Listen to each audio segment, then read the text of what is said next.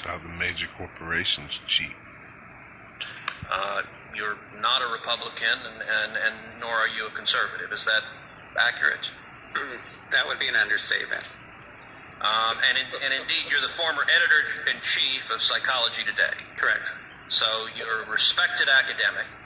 You testified before this committee that Google's manipulation of votes gave at least 2.6 million additional votes to Hillary Clinton in the year 2016. Is that correct? That's correct. And I want to make sure I understand. You personally supported and voted for Hillary Clinton. I was a very strong public supporter of Hillary Clinton, yes. So you're not dismayed that people voted for her, but your testimony is that Google is, through bias in search results, manipulating voters in a way they're not aware of. On a massive scale. And what I'm saying is that I believe in democracy, I believe in the free and fair election, more than I have any kind of allegiance to a candidate or a party.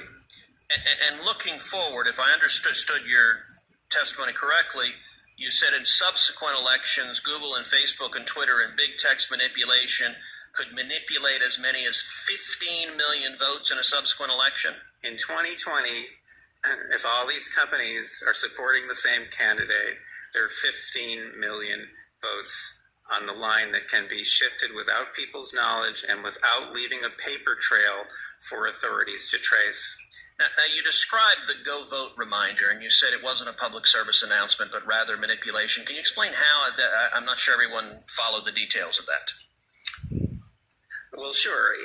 If on Election Day in 2016, if Mark Zuckerberg, for example, had chosen to send out a Go Vote reminder, say just to Democrats, and no one would have known if he had done this, that would have given that day an additional at least 450,000 votes to Democrats. And we know this without doubt because of Facebook's own published data, because they did an experiment that they didn't tell anyone about during the 2010 election. They published it in 2012. It had 60 million Facebook users involved. They sent out a Go Vote reminder, and they got something like 360,000 more people to get off their sofas and go vote, who otherwise would have stayed home. The point is, I don't think that Mr. Zuckerberg sent out that reminder in 2016. I think he was overconfident. I think Google was overconfident. All these companies were. I don't think he sent that out. Without monitoring systems in place, we'll never know what these companies are doing. But the point is, in 2018, I'm sure they were more aggressive. We have lots of data to support that. And in 2020, you can bet that all of these companies are going to go all out. And the methods that they're using are invisible. They're subliminal. They're more powerful than most any effects I've ever seen in the behavioral sciences. And I've been in the behavioral sciences for almost 40 years.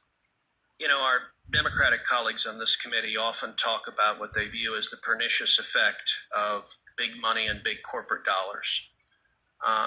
What you are testifying to is that a handful of Silicon Valley billionaires and giant corporations are able to spend millions of dollars, if not billions of dollars collectively, massively influencing the results of elections.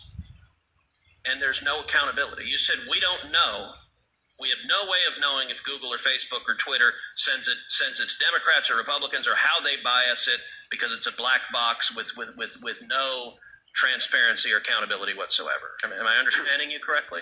Senator, with respect, I must correct you. Please. If Mark Zuckerberg chooses to send out a Go Vote reminder just to Democrats on Election Day, that doesn't cost him a dime. Fair enough. Do you happen to know who the Hillary Clinton campaign's number one financial supporter was in the year 2016? I think I do, but please remind me.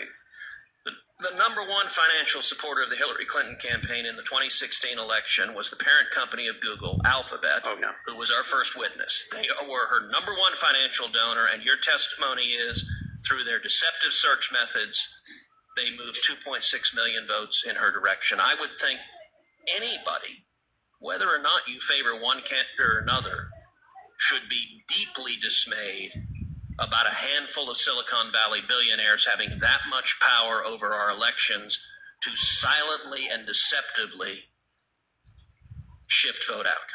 Again, with respect, I must correct you. The 2.6 million is a rock bottom minimum. The range is between 2.6 and 10.4 million, depending on how aggressively they used the techniques that I've been studying now for 6.5 years. Wow, could you just say that again, please? Just